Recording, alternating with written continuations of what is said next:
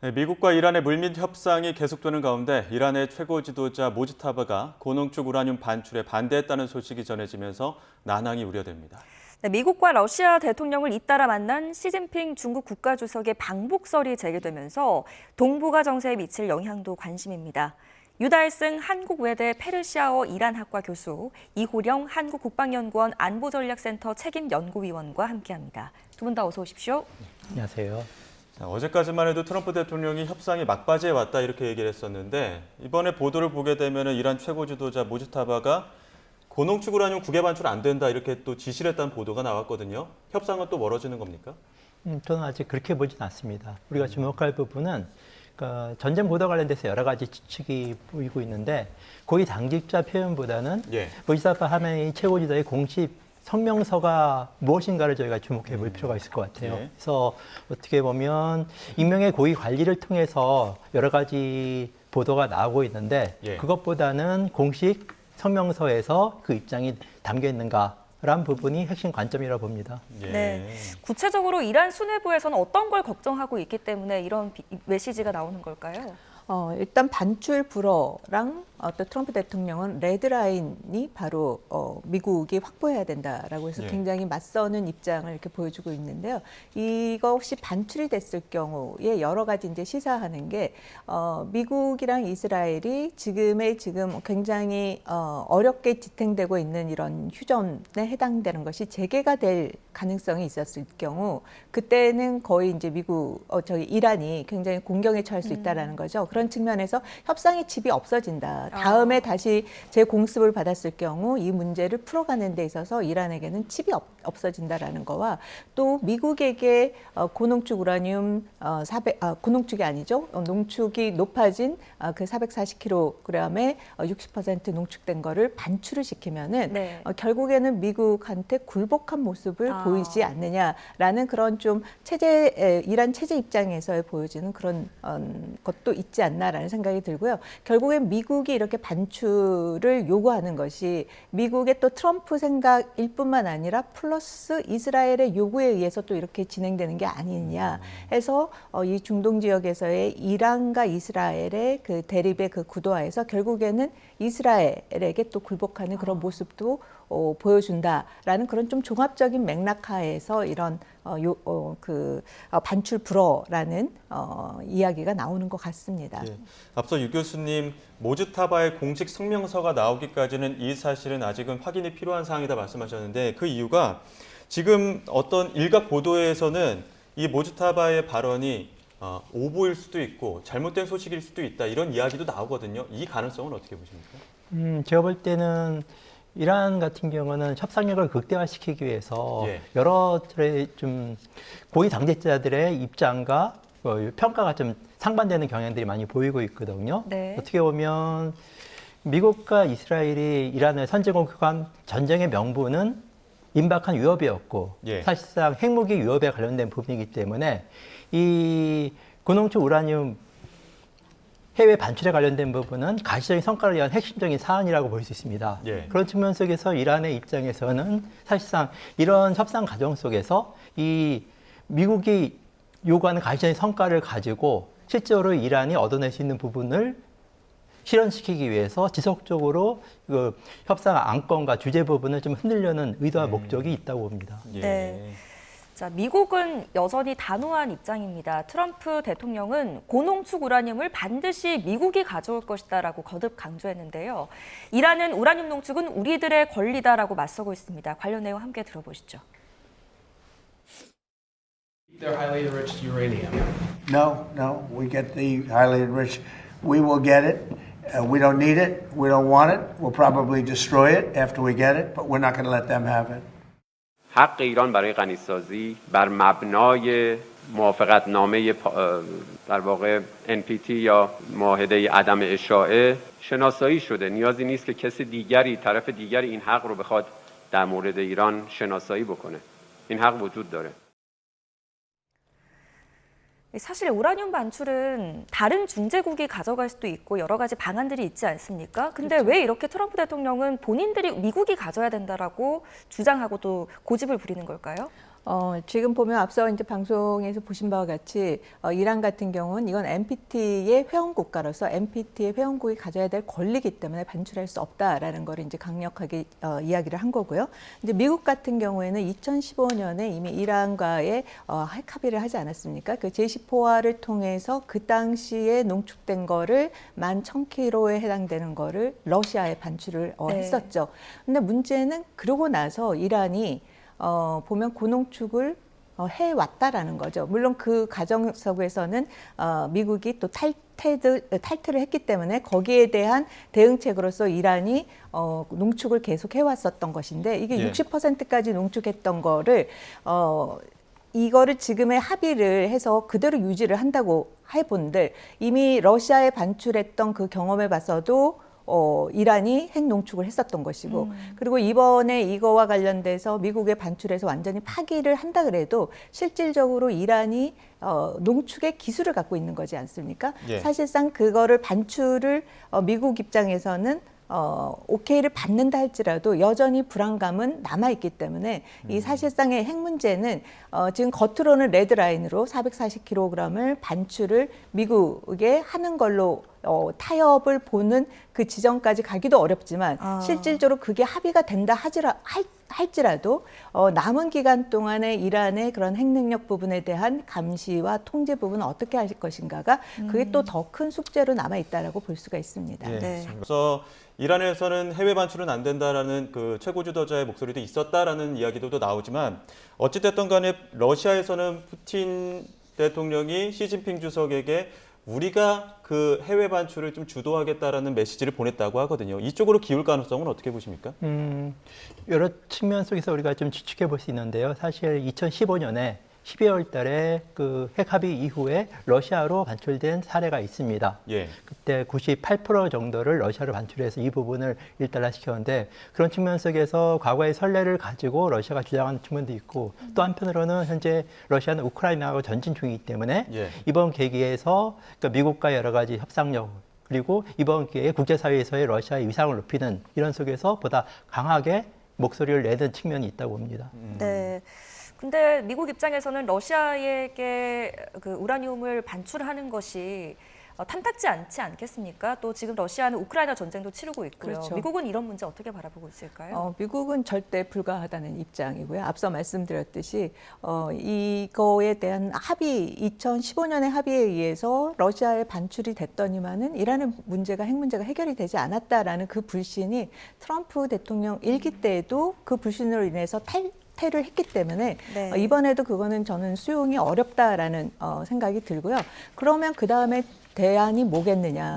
지금 미국으로의 반출을 절대 수용할 수 없다면 그 다음으로 생각해 볼 수가 있는 게 IAEA 감독 하에서의 그 부분을 파기할 수 있는 그런 방법이 현장에서, 이란 현장에서요? 이란의 현장이 됐던 아니면은 또 제3의 지역으로 그거를 옮겨서 거기에서 IAEA의 사찰하에 그 부분을 무력화시키는 방법이 또 제고가 되지 않을까라는 또 생각이 듭니다. 예. 자, 또 호르무즈 해협 그 통행료 문제도 양국이 첨예하게 대립하는 사안인데 지금 이란은 해협청 신설하면서 통제역 설정했다고 밝혔고 또 트럼프 대통령은 이와 관련해서 통행료 징수에 강하게 반대한다는 입장입니다. 관련 목소리 들어보시죠. Well, we want it open. We want it free. We don't want tolls. It's international. It's an international waterway. They're not charging tolls. Right now, they are losing $500 million a day is what it's projected. I don't know, it sounds like a lot of money, but whether it's 500 or 200 or 300, they're losing a lot of money. There hasn't been a ship that's been able to get through without our approval. And the Navy has done an amazing job. And no ship is going to Iran, as you know. 트럼프 대통령은 절대 불가 입장인데 이란 쪽에서는 해협청도 만들고 계좌도 만들고 체계화하고 법제화하는 움직임이 계속 보이고 있거든요. 이거 단순히 지렛대로만 봐야 되는 겁니까? 주목할 부분은 아직 이 부분이 법률이 통과되지 않았고요. 네. 실제 여러 가지 보도에서는 통행료를 냈다 안 냈다 했는데 현장에서 여러 가지 불미스러운 사건이 있을 수도 있다고 보지만 공식적으로 이란 내 법적으로 통행료를 받을 수는 없습니다.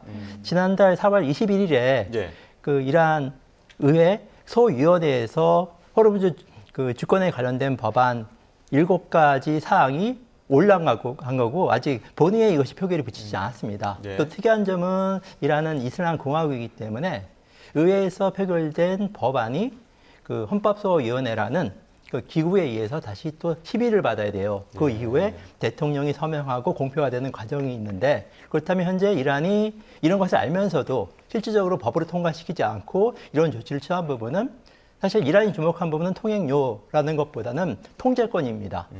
이것을 통해서 어떻게 보면 이번 전쟁 같은 경우는 그 핵 협상을 통해서 여러 가지 미국과 협상력을 높이려고 했는데 결국 전쟁으로 인해서 이 부분은 핵 협상 카드는 실패한 전략이라 볼 수 있겠죠. 그렇다면 그 대안이 과연 무엇인가? 그 부분은 사실상 호르무즈 해협의 여러 가지 국제사회의 파장 효과가 컸기 때문에 이 통제권을 확보하는 것이고 그런 측면 속에서 실적으로의 목적은 통제권을 어떻게 갖느냐라는 부분이고 이것을 가지고 사실 전쟁 이후에 이란이 통행료를 받게 되면 국제사회에 많은 비난을 받겠죠. 그렇기 때문에 이것을 가지고 현재 협상력을 높이고 한편으로는 앞으로 이 관리를 어떻게 하겠다라는 부분을 표면화시키기 위한 조치라고 볼 수 있습니다. 네. 근데 국제사회가 한 목소리로 저렇게 비난을 해도 이란의 저런 행태에 대해서 비난을 해도 별로 그 이란의 저런 행태를 저지할 수 있는 실효성은 없는 것 같아요. 어떻게 보세요? 지금 현재 상황은 그런 거죠. 그 호르무즈 해협을 통과하는 데 있어서의 불안정 요소가 전혀 해소가 되지 않았기 때문에 사실상 이란이 지금 그 지역을 통제하는 것과 관련돼서 다른 국가들이 목소리를 내기가 굉장히 어려운 상황인 거고 그렇기 때문에 미국은 이란의 이런 행동에 대해서 또 역봉쇄를 한 상황인 거죠. 그래서 앞서 트럼프 대통령이 이야기했듯이 이란으로 들어갈 수 있는 선박이 밖에서 지금 통제를 하고 있다. 그래서 경제적으로 더욱더 이란은 어려울 것이다라는 부분을 강조하는 것이 결국에는 이 앞서 이제 교수님께서도 말씀하셨듯이 이란이 호르무즈 해협에 대한 그 통제권을 얼마만큼 약화시키느냐가 미국 입장에서는 이 협상과 관련돼서 우위에 설 수 있는 그런 전략을 만들어내는데 초점을 맞추지 않을까라는 생각이 듭니다. 네. 이게 워낙 또 국제사회의 비난도 크고 또 국제법적으로도 위반이 되는 일이다 보니까 이란이 교묘하게 그 통행료의 이름만 바꿔서 뭐 보호비, 서비스를 제공하는 뭐 비용 이렇게 해서 본인들이 돈을 얻어갈 수 있는 방법은 없습니까? 가능성은 없겠죠. 사례는 있죠. 튀르키예에서 지금 그 다르다나시에 관련된 부분을 이제 통행료가 아니라 여러 가지 서비스료라는 식으로 하는데 이란 같은 경우도 지금 그런 부분들에 관련된 부분을 좀 구체화시키는 부분이 있는 것 같습니다. 이것도 근데 불법이죠. 서비스 명목으로 돈을 받는 것. 국제 협약에 따라서 진행하면 가능한데 어떻게 보면 정당하진 않죠. 네. 그렇기 때문에 이란의 입장에서는 1936년에 그 만들어진 이 사안을 가지고 재련하면서 이것을 재적용하겠다는 부분들인데 실제 적용 여부는 좀 더 지켜봐야 되겠죠. 예. 자, 이런 가운데 또 물밑에서는 협상 재개를 위한 움직임도 감지되고 있습니다. 긍정적인 신호들도 일부 있는 것으로 전해지고 있는데요. 루비오 미 국무부 장관의 발언 들어보겠습니다. I believe the Pakistanis will be traveling to Tehran today, so hopefully that will advance this further. But if we can't get a good deal, the president's been clear. He has other options. I'm not going to elaborate on what those are, but everybody knows what those are. But his preference is always a deal. His preference is always an agreement. His preference is always diplomacy. So let's see if we can get there. There's some good signs, but we understand this. I don't want to be overly optimistic as well. So let's see what happens over the next few days. 다른 선택지도 있지만 최대한 외교적으로 풀고 싶다. 긍정적인 신호들도 있다라고 하는데 긍정적인 신호들은 어떤 걸까요? 긍정적인 신호와 관련돼서는 4월 중순부터 지금 5월 현재까지의 외교의 흐름과 관련된 부분이라고 볼 수가 있을 것 같아요. 특히 이란, 파키스탄, 중국, 러시아의 외교가 굉장히 활성화되어 있다라는 점에 주목을 해볼 필요가 있을 것 같아요. 보면 4월 말에서 5월 초까지는 파키스탄 대통령이 중국을 방문을 했었고요. 그다음에 미중 간의 정상회담이 있고 나서는 보면은 중국과 러시아 간의 정상회담이 있었고, 그다음에 다음 주에는 중국과 파키스탄 총리 간의 또 네. 회담이 있죠. 그리고 이번에는 또 이 파키스탄 내무부 장관이 이란을 5월 달에 들어서 벌써 2번이나 방문을 했고 또 가장 실력자라고 할 수 있는 파키스탄의 육군 총장이 문일 또 사령관이 그렇죠. 또 방문을 하죠. 또 방문을 하지 했죠. 않았습니까?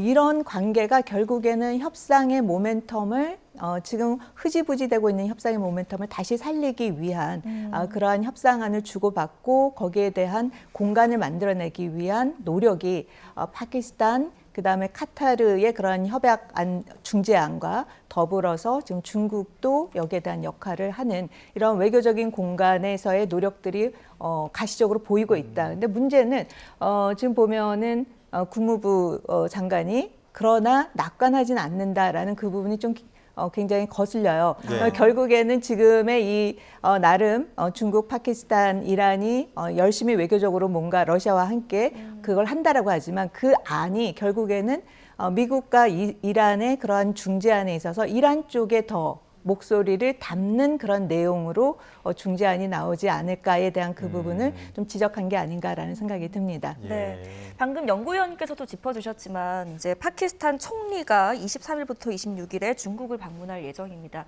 여기에서 당연히 뭐 이란 문제 얘기하지 않겠습니까? 중국이 얼마나 개입할지가 관건인 거죠.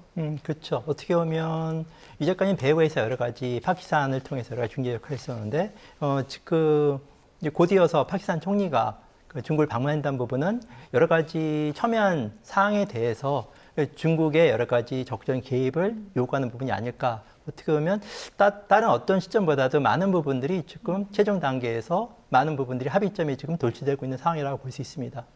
예. 그 앞서 연구위원 말씀하신 것처럼 중재국들이 굉장히 활발하게 움직이고 있는 것은 긍정적인 신호로 보셨는데 의향서를 준비하고 있다는 소식도 지금 보도가 되고 있지 않습니까? 네, 그리고 네, 네타냐후 총리와도 같이 이야기를 했다는 얘기도 네. 나오는데 이 의향서의 내용들도 트럼프 대통령에게 좀 마땅히 만족스럽지는 않은 것 같죠? 이렇게 보니까 우리가 그 전에 MOU, 미국과 이란 간의 MOU를 일단 한 장짜리를 합의를 하고 그리고 나서 30일 동안에 구체적인 내용들을 합의해 나가겠다라는 게 사실상 불발이 됐지 않았습니까? 이제 그리고 나서 이제 나온 게 이제 카타르랑 파키스탄 이제 5개국의 그런 중재국이 의향서를 만들어서 이거에 대해서 종전부터 일단 선언을 하고 정치적인 선언을 하고 그리고 나서 30일간에 정말 첨예한 이런 내용들을 조정을 해서 협상안을 만들어 가자라고 하는 것이 지금 의향서라고 나오는데 사실상 MOU보다 더 단계가 낮은 게 의향서라고 볼 수가 있는 거예요. 그런데 앞서 이제 말씀드렸듯이 여기에 지금 중재 국가로 들어가 있는 국가들이 이제 파키스탄과 중동 국가들이지 않습니까? 그럼 여기에서의 나온 내용이 이미 MOU에서도 14개 항 중심으로 내용들을 미국과 이란 간에 주고받는 과정에서도 뭐가 어떤 부분이 쟁점에서 타협이 잘 안 된다라는 걸 우리가 알고 있지 않았습니까? 이제 그 부분에서도 여기에선 결국엔 미국에게 더 양보해라는 내용으로 당길 것이 예상이 되어지는데요. 아마 그 부분과 관련돼서 이제 트럼프 대통령이 이 부분에 대해서 그 전에 우리 MOU와 관련돼서 핑퐁을 계속해서 주고받았듯이 이번에도 좀 그런 경향이 있지 않을까라고 예상이 되어집니다. 네, 중재국들이 의향서를 준비를 했고 그리고 트럼프가 이걸 네타냐후 총리에게 설명을 했다고 합니다. 근데 이 설명을 하는 통화 와중에 굉장히 목소리를 높였다고 해요. 네타냐후 총리가 이 의향서 내용대로 30일 동안 어찌됐건 종전을 하고 좀 쉬는 그 과정을 거치면 이란에게 이제 그 전력을 보강하는 어떤 기회만 줄 것이다라고 하면서 굉장히 화를 냈다고 하는데 화를 낸 것과는 달리 독자적인 행동을 하기에는 리스크가 큰 거겠죠. 그렇죠. 미국의 지원 없이는 상당히 어렵다고 볼 수 있는데 어떻게 보면 이번 전쟁에 미국의 목표와 이스라엘 목표에 좀 차이점이 있다고 볼 수 있습니다. 미국이 직접적으로 개입하면서 이 전쟁이 장기화되면 사실상 이스라엘은 지금 이란과의 전쟁뿐만 아니라 가자 지역 그리고 레바논 지역에서 전쟁을 하고 있죠. 어떻게 보면 이번 전쟁은 이스라엘을 하여금 기존에 했던 여러 가지 영토 확장이라는 그러니까 그레이트 이스라엘이라는 대이스라엘을 건설하기 위한 부분이기 때문에 이번 기회에 그 가자 지구하고 서한 지구를 완전히 합병하고 또 레바논 남부까지 점령해서 영토를 확장하다는 것이 실제 전쟁 목표일수라고 우리가 볼 수 있기 때문에 사실상 이스라엘에겐 더 시간이 많이 필요하다고 볼 수 있겠습니다. 예, 그런 부분 때문에 발끈했다, 뭐 격앙됐다 이런 표현들까지 나오는 건데요. 자, 이런 가운데 지금 전쟁 중에 미국의 사드 무기가 절반 넘게 소진됐다는 소식도 전해집니다. 생산 속도가 수요를 따라가지 못하는 상황이라고 하는데 어느 정도 상황이라고 좀 판단하십니까? 지금 보면 이번에 그 전쟁에서 소모된 무기들이 굉장히 많죠. 뭐 많이들 방송에서 나왔는데 뭐 스텔스 순항 미사일 같은 경우에도 약 1,100발이 소비가 됐고 토마호크도 1,000발 이상, 그다음 패트리엇 미사일도 1,300발 이상이 됐고 이제 사드 같은 경우에 200발 이상이 이제 그 소진이 됐는데 이 200발 정도를 만들기 위해서는 2년 이상 정도 이제 소요가 걸리는 거죠. 근데 이제 주요 미군의 그 탄약 7개 종류가 있는데 그 중에 4종이 지금 절반 정도를 소모를 한 상황인 거예요. 그러다 보니까 결국에는 미국이 이란 말고도 대비를 해야 될 여러 지역들이 있지 않습니까? 미국의 동맹 국가들과 관련돼서도 뭐 우리 한국도 그렇고 일본도 그렇고 여기에 그 배치된 그러한 탄약이라든지 이런 재고량에도 문제가 될 수 있고 결국에는 그런 재고량의 문제가 대비태세라는 부분과도 연결이 되어져 있는 것만큼 이 부분과 관련돼서 이제 우려하는 목소리들이 이제 나오고 있는 거죠. 네. 하늘의 암살자로 불리는 MQ-9 리퍼 드론 전력의 20%를 상실했다는 보도까지 나오고 있는데요. 미군의 전력이 지금 상실하고 있다라는 소식은 결국에는 한반도의 안보와도 직결되는 문제다 보니까 또 많은 분들이 걱정하실 수도 있을 것 같습니다. 이 문제는 어떻게 보고 계세요? 그럼에도 불구하고 앞서 말씀드렸듯이 이제 사드 미사일 뭐 200기 정도로 이제 국방부가 갖고 있는 거에 이제 절반 정도가 소진됐다라고 하지만 2년이라는 그 시간 되면 또 복구가 되는 거고요. 그다음에 리퍼도 뭐 20% 상실을 했다라고 하지만 사실상 80%는 갖고 있는 거고요. 그다음에 또 동맹 국가들도 자체들의 전력이 있기 때문에 그게 크게 뭐 대비태세에 우리가 우려를 한다고 해서 그것이 불안정할 만큼의 위험한 단계는 아니라고 봐야겠죠. 예, 반대로 이란 쪽에서는 휴전 기간 동안 군사력을 꽤 많이 예상보다 더 빠르게 복원했다라는 소식이 있거든요. 이건 어떻게 판단하십니까? 좀 우리가 이란 사회의 구조와 특징을 좀 봐야 되는데요. 중앙집권적이지 않고 분산적이고 다원화되고 있습니다. 이 부분은 군수산업도 마찬가지인데요. 상당히 모든 부분이 좀 분산돼 있어요. 그래서 다양한 부분 속에서 그 유기적으로 좀 움직이고 있는 부분이 있고 또한 자체 기술력도 뛰어납니다. 그리고 또 오랫동안 제재를 받았기 때문에 부품 조달도 우회 경로가 있고 그런 측면 속에서 이란이 좀 버티기식으로 장기하는 부분들은 시간이 많이 소요될수록 이란의 복원력은 훨씬 더 강화될 수 있다는 그런 측면이 있죠. 네. 자, 계속해서 시진핑 중국 국가주석이 이르면 다음 주에 북한을 찾을 수도 있다는 전망이 나오고 있습니다. 앞서서 미중 정상회담에서 북한 문제도 논의했다. 그래서 이렇게 트럼프 대통령이 전하기도 했는데요. 당시에 북한에 대해서 언급한 내용 다시 한번 들어보시죠. Did you discuss North Korea with Xi? I did. You know, I have a very good relationship with Kim Jong-un. He's been pretty quiet. Have you had any communications with him? Yes. Of what kind? Doesn't matter. I mean, I don't tell you about that. But I have a good relationship with him. He's been respectful of our country. I want him to be respectful. He's been respectful of our country. 트럼프 대통령이 김정은 위원장과 소통을 하고 있다 이렇게 밝혔습니다. 이게 어떤 채널을 통해서 계속 소통을 하고 있다는 의미일까요? 그럼 미 국무부나 이제 유엔을 통해서 그 전에 이제 뭐 뉴욕 채널 해서 이제 유엔에서의 그러한 주고받는 게 있었는데 트럼프 대통령이 뭐 직접 이렇게 연락을 한다라고 했을 때 이 부분은 어디까지 믿어야 될지 모르겠지만 아무래도 유엔 채널이 뉴욕 채널이 아닐까라는 생각이 듭니다. 이제 그럼에도 불구하고 지금 보면 이번에 그 미중 정상회담을 통해서 그 한반도 문제가 다시 논의가 됐다라는 점이 부각이 됐고요. 그다음에 이어서 바로 중러 간의 정상회담에서의 또 북한 문제가 나오지 않았습니까? 제재를 풀어줘야 된다라는 부분의 이야기를 나왔을 때 보면 미중 정상회담, 중러 정상회담을 통해서 한반도의 문제에서 특히 북한 문제와 관련된 논의는 지금 계속해서 진행이 되고 있다라는 점을 알 수가 있을 것 같습니다. 예.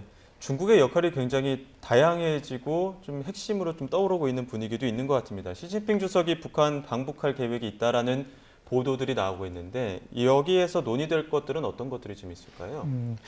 사실 국제 정세가 좀 시시각각 변하고 있고 이것이 네. 동북아 질서 부분도 영향을 미치고 있다고 볼 수 있는데요. 어떻게 보면 7년 만에 방북이기 때문에 상당히 커다란 상징적 의미와 더불어서 구체적인 내용이 되지 않을까. 어떻게 보면 이번에 그 북한 방문 같은 경우는 그 북한과 중국의 혈맹 관계를 복원시킨다는 그 상징적인 부분뿐만 아니라 어떻게 보면 사실상 그 한반도 문제에 그 중국의 역할을 좀 부각시킨 측면도 있고 더 나아가서 북핵 문제는 중국이 전적으로 여러 가지 역할을 하겠다라는 부분을 보여주기 때문에 한편으로는 앞으로 동북아 질서 또 더 나아가서는 지금 우크라이나 전쟁 이후에 러시아하고 북한이 상당히 가까워졌죠. 이런 부분 속에서 북한과 중국, 러시아의 여러 가지 관계들 또 한반도 질서 더 나아가서는 미국과 중국과의 관계 이런 부분 속에서 상당히 좀 복합적으로는 여러 가지 상징적인 의미가 있기 때문에 저희가 이 사항들을 좀 면밀히 살펴볼 필요가 있을 것 같습니다. 네, 우리 청와대는 우선 이 동향을 주시하고 있다라고 하면서 중국의 역할 잘 해주길 바란다 이런 원론적인 입장은 내놨습니다. 정동현 장관 말대로 전 장관 말대로 지금 이제 중국 주도의 어떤 정세가 이루어지고 있다 보니까 여기에서 우리가 좀 대응할 수 있는 전략 빨리 마련해야 하지 않을까라는 목소리들이 나오는데 어떻게 보세요? 지금 보면은 중국이 사실상 한반도 문제와 관련돼서 그 전에 뭐 영향력이 미치는 가장 중요한 변수였었는데 사실상 성과를 내지는 못했었던 거죠. 그 전에는 북한의 핵 문제 해결과 관련돼서 중국의 역할이 굉장히 중요하고 기묘하다라고 이야기를 했지만 사실상의 정반대 방향으로 북한의 핵 능력은 고도화가 된 상황이고 네. 두 개의 전쟁이 진행이 되는 동안 사실상 중국은 굉장히 조용했었어요. 그런데 지금 5월에 들어와서 굉장히 4월, 5월에 들어와서 중국의 외교적인 행보가 굉장히 빨라졌다. 예. 갑자기 그래서 부상을 그렇죠. 한 것 같아요. 갑자기 빨라지고 여기에서의 뭔가 역할을 하겠다라는 부분을 이제 드러낸 만큼 이건 한편으로는 그 두 개의 전쟁으로 인해서 중국도 그만큼의 피해를 보고 있었다라는 걸 반증하는 거라고 볼 수가 있습니다. 결국에는 그동안에 조용히 있어서의 중국이 얻은 것보다 이제는 뭔가 외교적인 역할을 통해서 중국이 그동안에 얻지 못했던 또 그 감소됐던 영향력을 다시 올리고자 하는 목표도 굉장히 높다라고 봅니다. 그렇기 때문에 이런 구도화에서 이제 우리도 북한의 한반도의 문제와 관련돼서 지금 북한이 적대적 두 국가를 내세우면서 거의 모든 것을 단절하고 있는 상황이지 않습니까? 네. 이러한 상황의 관리의 문제를 위해서라도 중국이 북한에게 이러한 문제와 관련된 한반도의 안정과 평화에 대한 부분에 대해서 중국이 목소리를 낼 수 있게끔 하는데 우리도 한중 간의 외교적인 관계를 강화시킬 필요가 있다라고 보여집니다. 예, 아무래도 북중러의 밀착으로 이제 동북아 정세가 변화하다 보니까 정동영 현 통일부 장관도 전략적으로 대응해야 한다 이렇게 목소리를 낸 것으로 보입니다. 여기까지 듣겠습니다. 유달승 한국외대 페르시아어 이란학과 교수, 이호령 한국국방연구원 안보전략센터 책임연구위원 두 분과 함께했습니다. 고맙습니다. 감사합니다.